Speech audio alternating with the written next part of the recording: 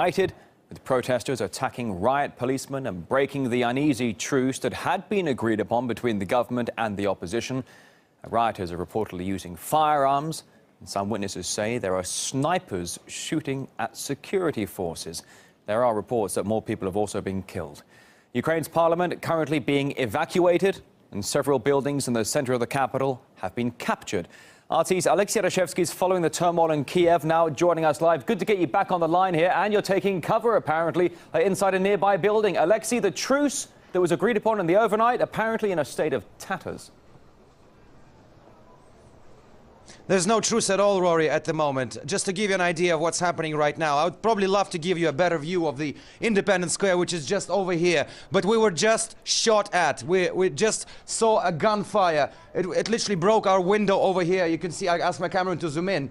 We were standing meters, well, not even meters, maybe centimeters away, when a gunshot hit the room where we have a live position, where we have a live spot, where we're giving our broadcast. This is pretty much the scene right now in Kiev. Despite the truce which was agreed upon last night between the opposition and the government, the rioters, the so-called right-wing sector, went on an offensive.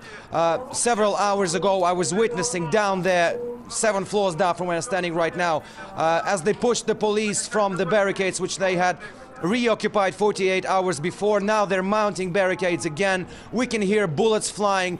I've seen several heavily wounded people carried both from the side of the police and from the side of the protesters. It's all true mayhem. We also felt some strong scent of, I can't say what it is, but it's something of a toxic substance in the air. Presumably it was used by rioters because we were standing at the side where the rioters were rushing at the police, and I smelled some sort of gas, but I don't know what it is, but it's quite toxic. And it was really hard to breathe. We do know as well that the parliament building is now being evacuated because the protesters, the rioters, are attempting to storm it. They have also managed to recapture several of the buildings inside the city center area. So it's all hell breaking loose right now. We heard from the government early on Wednesday that they will be implementing a counter-terrorism operation mode, providing more security, especially after information that the protesters have stolen live ammunition, 15,000 bullets, 300 handguns and machine guns from one of the security services arsenals in the west of the country and delivered them to Kiev.